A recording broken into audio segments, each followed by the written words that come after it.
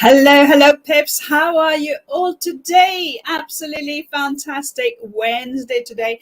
And I've got something really super cool to share with you. I'm continuing to share some of the snip of the videos that we had for the Chinese New Year Summit. Yes, at the end of January, 28th of January, we had that summit with 6 Feng Shui experts who are sharing all their tips and tools for this beautiful year of the tiger. So today I have a treat for you. Oh yes, one of our local girls. Yes, local Stephanie Moore, who's a Feng Shui expert and based in Jersey. I'm saying local, but you know what I mean. Based in Jersey. So Stephanie and I share the same passion on the same island, and Stephanie's been doing Feng Shui for a very, very long time. But I'm going to just leave to somebody else who's been emceeing our summit and is going to introduce you, Stephanie, a lot better than me. Let me just share the stage with Olga. Olga, take it away. Since the 90s. My God, I was only like, 5-year-old back then? During the past 30 years, she has traveled exclusively to locations such as Malaysia, Singapore, Taiwan, and Hong Kong in the pursuit of her dream to study with the world's leading masters. So today, Stephanie will help you with understanding your space, auspicious areas, and conflicted areas. What are those? She will also share her wisdom tips on the Chinese New Year celebration and how to shift your energy in your life and business. All that knowledge from wonderful and amazing teachers whom she visited and learned from across many, many years. So please put your hands together and let's welcome fabulous and amazing Stephanie Moore onto the stage. Stephanie, the stage is all yours. Hello, and thank you. Thank you everyone for turning up today, and thank you for our amazing people who are sharing their wisdom with us. Quite a few points I'm going to reiterate. As with Feng Shui, there are similarities across the board, so it's really good to just catch up on those points too. So just a quick bit of background about myself. I suffered ill health many moons ago. I wasn't 5 like Olga, but it was around 30 years ago, and Western medicine just didn't have the solutions. So I was introduced to Eastern philosophies, and my health was cured through that method. So I became fascinated by the simple difference between Western medicine and Eastern medicine, being Eastern medicine is all about the cause of the problem, where Western medicine is about treating the symptoms. So it's quite interesting to look at it from a different angle. So with that, I was interested in all the Chinese arts, and I came across Feng Shui. And a bit like Claire said, it all seemed a bit woo-woo to me. I couldn't find very much information, but everything I found was double happiness signs and hanging things from the ceiling. And it just didn't make sense to me. I thought, they're so wise. They've got so much wisdom in their culture. There's got to be more to it. And that's when I actually sold my car to start my mission, because I was so consumed by finding out more information about it. So that was the start of my journey.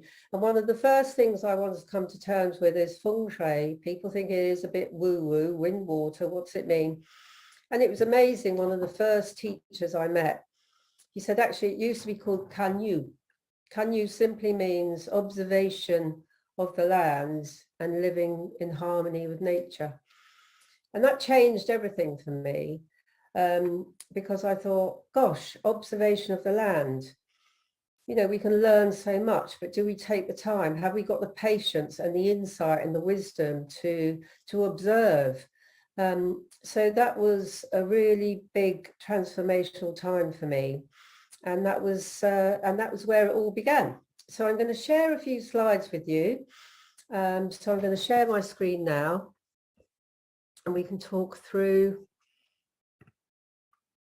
some of the information. Share. Okay, so we all know we're going into the year of the tiger. We've established that. So I just wanted to share this this little quote which sums it up for me. Man's character is a product of his premises, which also follows on with Winston Churchill, who this adds a bit of credibility to people who are slightly doubting what we're talking about. We shape our buildings thereafter they shape up, and that was by Winston Churchill. I had that on the back of my business card for years because it's such an important statement.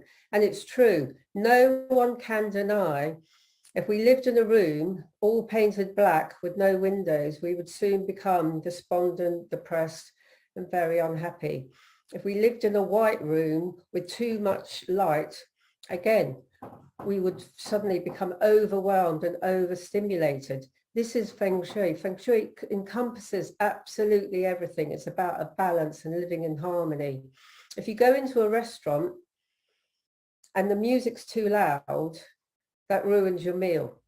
You can't really have a conversation. It's got to be the right volume and the right pace. If you're in an expensive restaurant, you're not going to have really fast-paced music, but you will in a fast food restaurant. They just want you out. In a lovely expensive restaurant, they want you to stay, have more wine, have more cheese, have another course. So all of this is Feng Shui. So anyone who says they don't believe in Feng Shui, you know, it makes no sense. It just makes no sense. So anyway, one of the most important things that anyone will learn in Feng Shui is the 8 trigrams, the 5 elements, and Yin and Yang. I know these topics have cropped up through each of the presentations. The 8 trigrams, which are made up of the Yin and Yang line, as you see on the screen in the center, the broken line, the solid line. Now, there are, if you put 2 of these together, it creates a hexagram, which is used in I Ching. I'm a big fan of I Ching. It's a very powerful method of divination, but one that shouldn't be abused. And I will give a little story in which it was about a property I was interested in buying. I knew it wasn't the right property, but I still wanted to buy it. So I turned to the I Ching and asked, should I go ahead with this property purchase? And the answer was quite definitive that it wasn't the right property. So I didn't like that answer. So I threw my coins again and a similar answer came up. This isn't the right property for you. Still unhappy with the answer, I threw them once more. The I Ching said, stop asking the same question. And that is fact. I've never seen that trigram again, but I can assure you it said stop asking the same question. So I've never, ever disrespected it since then. So if you do the I Ching, don't say, shall I go out tonight? Make sure it's a really important question and please respect it. So the next point is, and 8 trigrams, we talk about the Internet of Things. 8 trigrams, there's 10,000 things of the 8 trigrams. So although you can look at it and think, well, Li, fire, south, it must mean those things. No, there's 10,000 things that come under that trigram. So it's so fascinating how much information is relevant and how you interpret that information. So the next point is the 5 elements. We just had a wonderful talk about the 5 elements, and they are critical to everything. And again, about health, about well-being, about everything that we experience in nature. One really helpful point that I'd like to add to understanding the 5 elements is sometimes we get a bit fixated on labels, that it is fire, that it is water, that it is wood. It's actually really stems from quarks, which are a very small unit of energy, and it's the way they move. And the simplest way to explain it to people is to compare it with an element. So the movement of fire, for example, is upwards. We all recognize that. The energy moves upwards with the heat. Heat rises.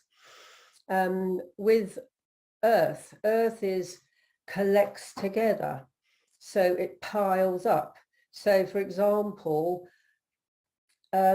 fat, when you gain weight, that is relevant to the earth element piling up, stagnating. A lot of people during the lockdown period sat at their desks, sat in their bedrooms, sat in wherever they could to do their work and didn't move about, didn't go out. You might have had your 1 hour or your 2 hours opportunity to go out, but in those dark months, lots of people didn't. So that was the opportunity to put on weight as we sat and stagnate. Okay, the metal energy is pulling in. So if you think of a magnet, it pulls in. If you think of when you touch metal, it pulls the heat from your hand. So that is the movement of the element. And then water always comes down. It always comes down. So if you are a water element in your day stem or your Gua number, you have got the propensity to be quite emotional and sensitive and be drawn down by situations going around you. And then the wood element, it builds outwards. If you think of a tree trunk, it builds outwards. So that just helps you sort of understand those energies a little bit better. And the yin yang, I think that's probably the best well-known of all the Chinese philosophies. Yang is male, yin is female, yang is physical, yin is spiritual.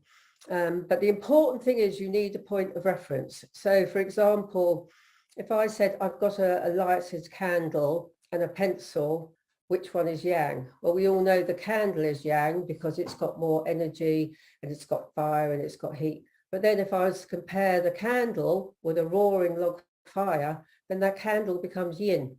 So it's really important to understand yin and yang is everything, and it changes depending on what you're referencing. So I hope that gives you a good understanding.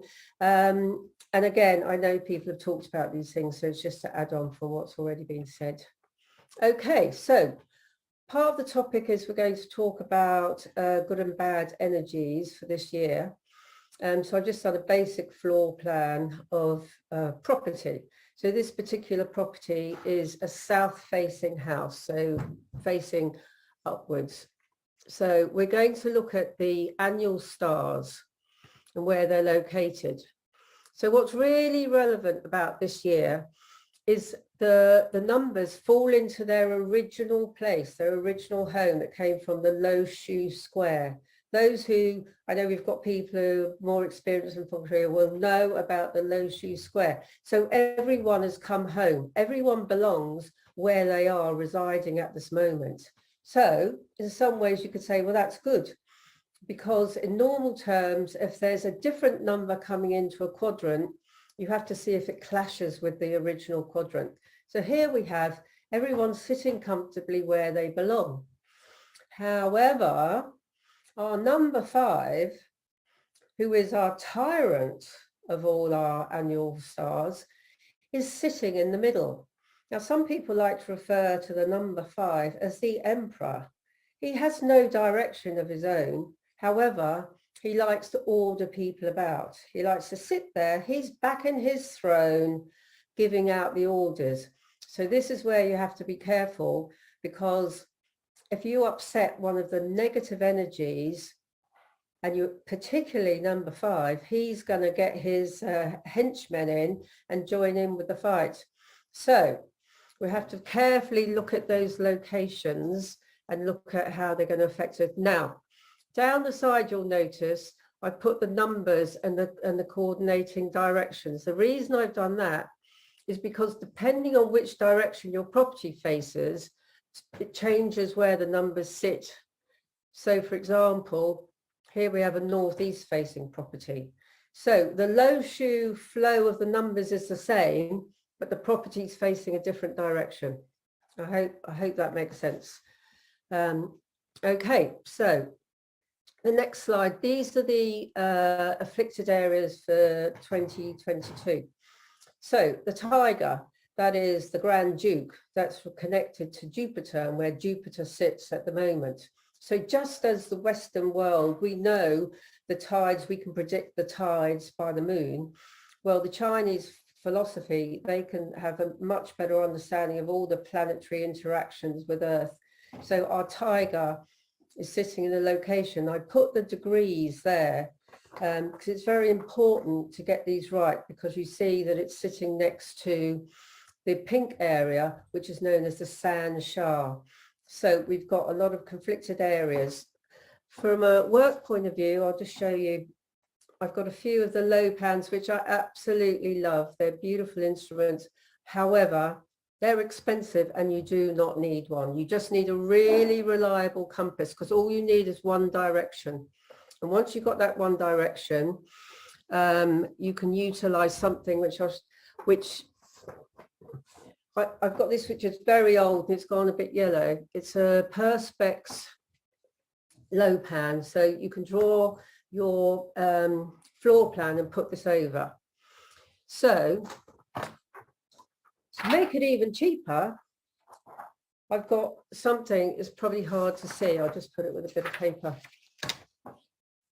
What I'm going to do is let you have a download for this, and then you can get it printed, or unless you can print on this transparency, otherwise just go to your printers, print one off, and there you go. You've got your template to put over your floor plan, and all you need is your facing direction, and then you just line that up with the door, and then you've got all the other information you need.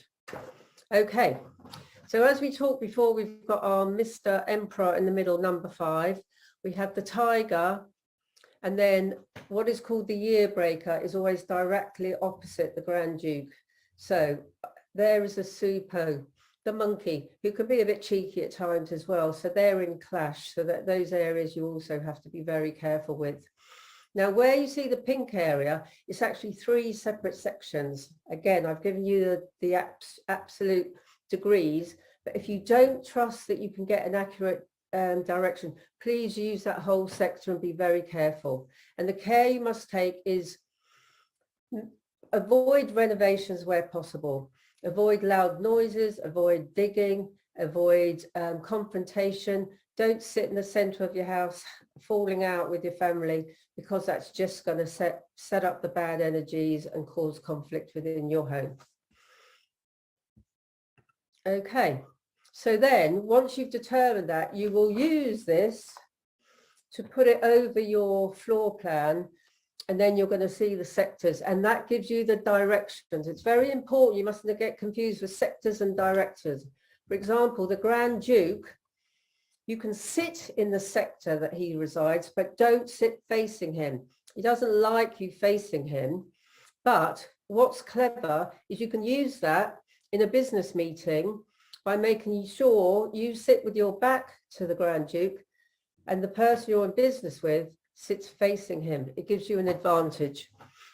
Okay, please note it's not to scale. I just suddenly put this slide in because I thought I didn't want people getting confused with the boxes and the directions.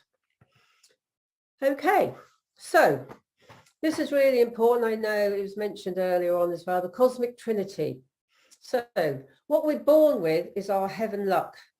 We can't do anything about that. It's like our DNA, it's like our destiny. And Badsai is what is the information that can be translated.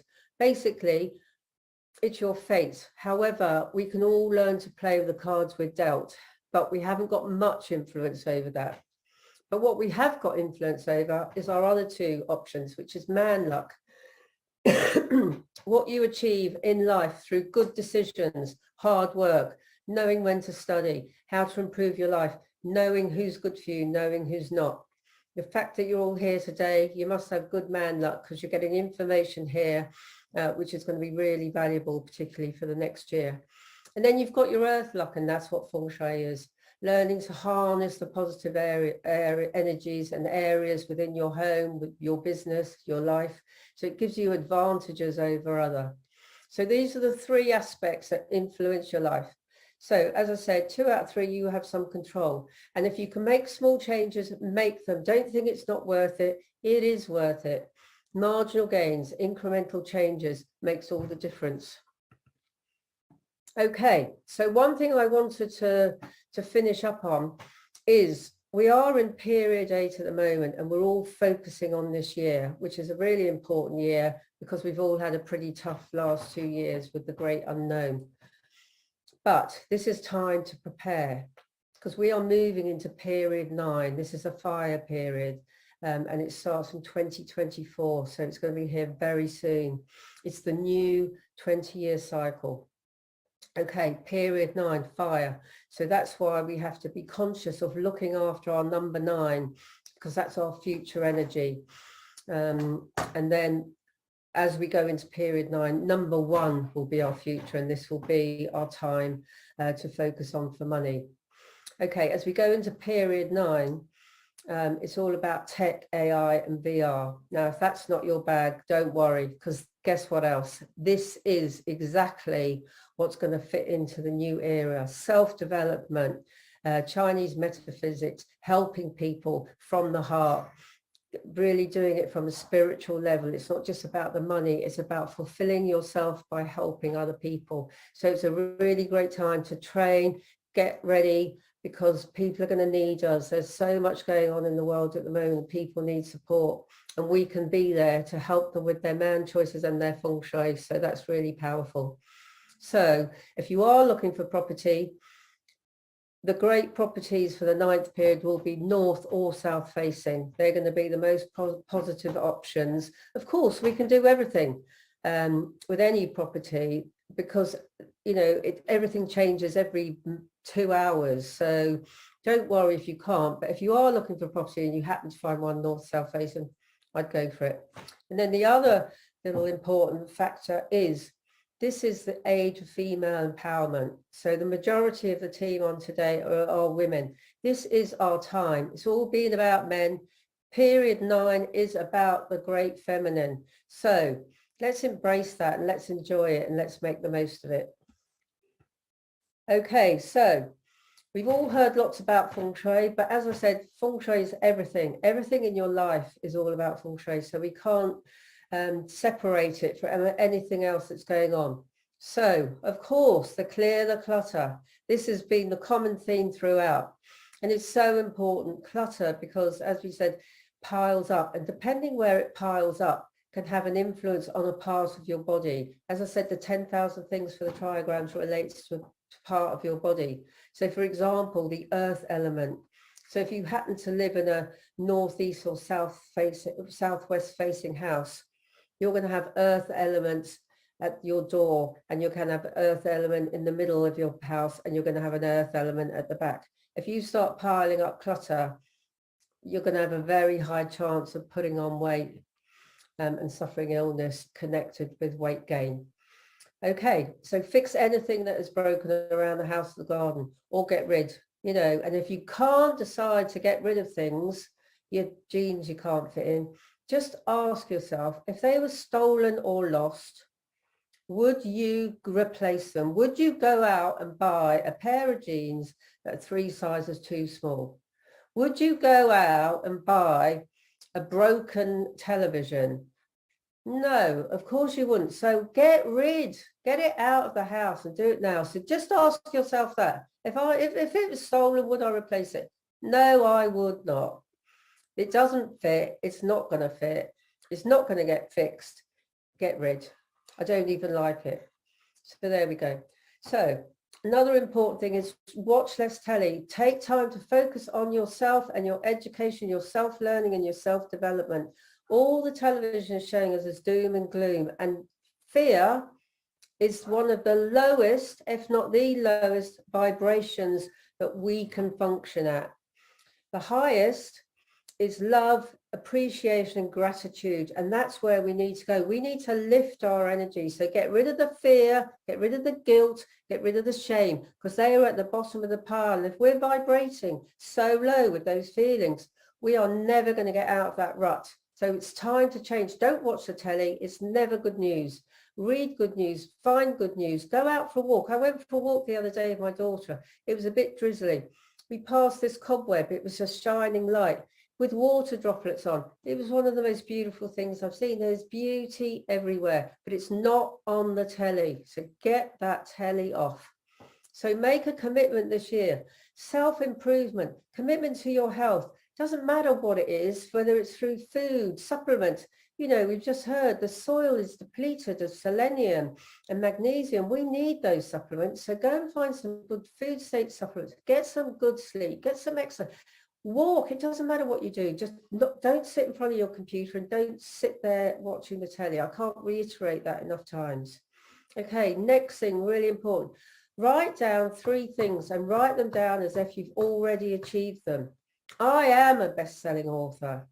I am the slimmest I've been since I'm 18. I have over £1 million in my bank account from working this year. Write it in the present tense, not I will have, because I will have means you haven't got. You've got to write 3, but choose 3 important things. It might be your health. It might be your relationship. It might be get out of a dead-end job that you've hated for years. Whatever it is, don't write 25 goals, write 3 and make them the most important. You can experiment, write down 10, cross them out, get the right one. Then the next, appreciation and gratitude. I can't tell you whether it's a cobweb with raindrops on it, or it's someone you love, or it's a beautiful flower, or a fat bumblebee going around his business. Just take a moment to appreciate and show gratitude. And I promise you, your vibration will lift. It will lift you. And with that vibration, different things will be attracted to you, and they will all be very positive. Forgiveness. Forgiveness is a gift to yourself. Do not go into the next Chinese New Year feeling anger or resent against other people, because it's only harming you. It only hurts you. So you have to learn to forgive. And if you can't forgive them to their face, forgive them to yourself, write them a forgiveness letter, burn it. You don't have to give it to them, but just get through that emotion for you. And most of all, forgive yourself. If you've done something, said something, upset someone, whatever it is, get over it. You have to move on. Lastly, top tip, don't take things personally. Everyone's going through their own desperate situations. If they're angry, if they beep at you for no reason when you're driving down the road, it's their road rage. Don't take it on. Why let them ruin your day? Life is a miracle, and this is the time. This pandemic has just given us all an opportunity to focus on what we need to be. We want the good things in life. So on a final note, you can't go back and change the beginning, but you can start where you are and change the ending. So write your story today.